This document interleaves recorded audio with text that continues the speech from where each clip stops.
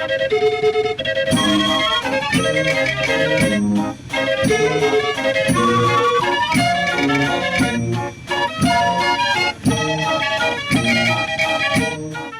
beste nu, we zitten hier op het Klooster Wijnplein, aan de achterkant Oranjerie. En ik zit hier met Alfons en dit is de orgeldraaier. Al 2 generaties doen die dat. Al binnen 70 jaar draaien die in Remun met de orgel. En er is nog wat leweet ontstaan doordat er wat winkeliers waren. Die vonden dat Alfons te veel spektakel maakte. Het moet er gewoon heel gekker weren. Hè. Alfons maakt natuurlijk spektakel. En dat hoort bij de sfeer van een binnenstad. Of dat nu hier is of ergens anders. En ik ga van Alfons eens even vragen. Alfons, wat draait ze eigenlijk overal? In welke plaatsen? Ik draai in Sittard, ik draai in Heerlen, mijn eigen stad dan, waar ik woon. Ik draai in Venlo, ik draai in Kerkrooi.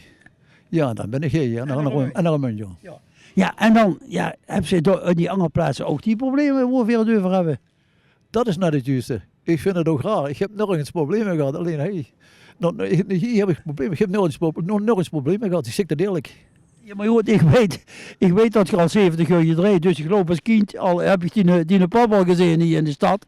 En er zijn nooit problemen geweest, maar waar liggen die problemen dan? Hè? Dat zal ik gewoon niet weten. Ik heb nog nooit een bij me gehad. Ik zeg dat eerlijk, ik heb het ook tegen u gezegd toen telefonisch. Ja. Ik heb nooit iemand bij de orgel gezien.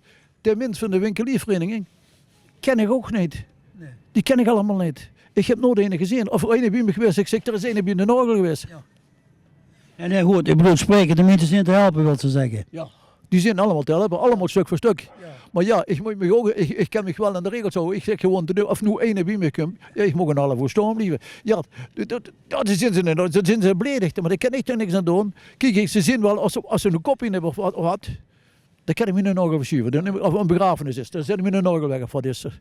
Kijk, zo verstandig ben ik gewoon nog. Alfons is zeer recline, dat weet ze. En doe voor dus volgens een raadslid in het Heerlense, die het gemeente heeft, voor dus zo aan die recline. Ja, ik doe helemaal aan de richtlijnen wat ik wil hebben in Nederland. Dit geldt voor heel Nederland. Een orgel mag niet, is ook voor de wet, staat dat ook, de orgel mag niet harder gewoon dan 80 decibel.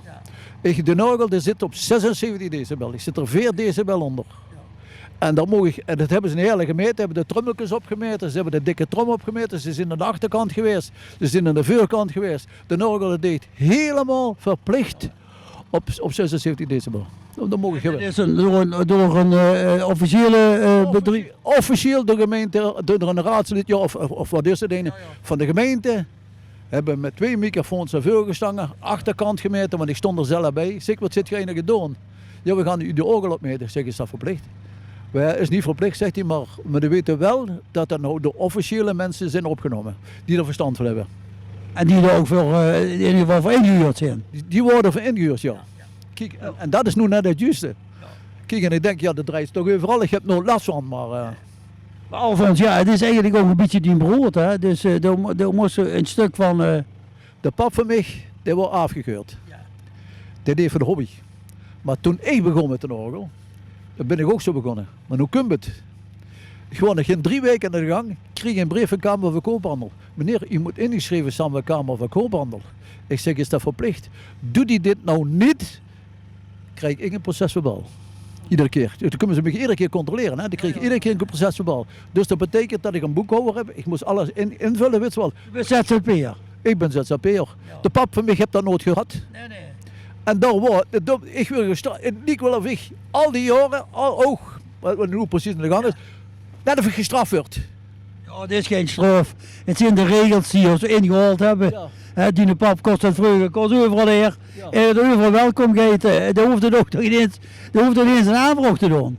Vorig jaar ben ik gestopt in Helmond. Ja. Want de vrouw mij die kreeg een hersenbloeding, 7 jaar geleden. Oh. Nu kon ik het nog wel vertellen. Toen mijn vrouw die hersenbloeding kreeg, een paar weken, en daarna kreeg ze de heup gebroken. Dan zou ik zonder inkomen. Ik zeg dat eerlijk. Ik naar de gemeente Heerlen. Ik zeg, kreeg ik ook een inkomen? Waarvoor zeg ik tegen mij? Ik heb me de brief opgebroken. Ik moest 2 dagen in de week naar het ziekenhuis. Of een hersenbloeding kreeg, hoor, mijn eigen vrouw. Ik moest naar Heerlen en de revalidatie heb ik ook moeten doen met de vrouw. Er waren 5 maanden wat ik geduurd heb. Was ik naar Heerlen geweest onder de tijd. Kreeg niks. Heb ik dat toen ook bekendgemaakt. Toen zijn ze van Maastricht, van die boekhouders, waar ze alles overdragen moeten, zijn bij mij geweest. Als ik Alfons wel eens los is, een keer mijn vrouw mijn hersenbloed gehad, de heup gebroken. Ik moet mijn vrouw verzorgen. Ik zeg, wij verzorgen mijn vrouw dan, want de kinderen worden toegezoet. Alfons kreeg van ons een uitkering. Nu kreeg ik €800 per maand. Kreeg, en de andere rest moet ik zelf bijverdienen. Maar er zit, er wordt... Ja, het is Alfons. Alfons wordt volgende maand, dus de 16 februari, carnavalsmaandag, maandag, word je 67. En dan zou zeggen, gepensioneerd moeten zijn, of niet? Ik zal mijn AOW krijgen, maar ik wil nog, ja. Ik speel zelf accordeon, ik kan nog met orkesten met spelen, dat heb ik vroeger ook gedaan. Ik ben er met grootgebracht. Ik vind dit, ik maak ook nu beuk op de orgel. Ik heb ook hier het Münsterplein op de orgel. Ik weet niet of je dat gehoord hebt, dat heb ik hier allemaal op de orgel. Ik ben er met grootgebracht. Het zit in mijn bloed. En je wilt gewoon zo lang als je kind gewoon. Ik wil gewoon, ja, maar dat ligt ook aan de vrouw van mij. Hè. Kijk, die heb toen 7 jaar geleden dat gekregen. Ik ben ook afgelopen jaar, vorig jaar, ben ik ook 4 maanden krank geweest. Had ik vitamine B12 tekort. Ik weet niet of je weet wat dat is. Dat deed slopen. Ik kreeg nu om de 2 maanden spuit voor wakker te blijven. Ja, dat is nu wat ik nu eindelijk heb. Maar anders heb ik niks. Man, we hebben zoveel respect voor dich. We hebben gezegd, weet je wat, normaal is het de vrijwilliger van de week. Maar als ik zie, wat je allemaal moest doen om de kop boven water te halen, kan ik alleen maar zeggen, respect maat. Kijk, nu kan ik ook zeggen, noem het dit weer, want nu is, verdien ik geen eurocent. Nee. En ik hoef nu niet bij de gemeente aankomen. Nee. Want ze moeten me betalen €800 voor de vrouw iedere maand. Dan krijg je €800 en de andere rest moet ik zelf bij verdienen. Ik ga de hele dag in die kook staan. Vertel me, Gert, we zitten niet 10 minuten, we zitten al die kleumen. Hè. Ja, dus en die stonden de hele dag aan, zonder verwarming. Hè. Ja. En ik heb nog twee kijk, ik heb ook... Oh ja, ik zie het. 2 vesten aan, een trui aan en een paar sokken en allemaal... Geweldig, ja, ik weet wat het is. Ik heb vroeger als buurziende, en toen was ik ook als buurziende, begonnen met pap, om met het meisje rond te lopen. Ja, buurziende brachten we de gezet rond vroeger. En toen waren er nog winters, hè, op het ogenblik. We zijn de winters gelukkig nog... Hebben we weer in moeten staan als klein. Ik gewoon met 8 jaar en de pap zei dat fijn avond en we moesten rammelen. Dus aan beuk liggen. Jong, ik kon er een bloemje geven. Dat geef ik graag aan de vrouw. Want die vrouw van mij die had vroeger aan de bloemisterij gewerkt. Oh ja, oké. Nou, ik kon er een bloemje geven en die is in dit geval van Ummerroeremunt. Het is een prachtige bos bloemen. Ach, dat is al de vrouw. Ja, wil die vrouw van Hertenbeterschap.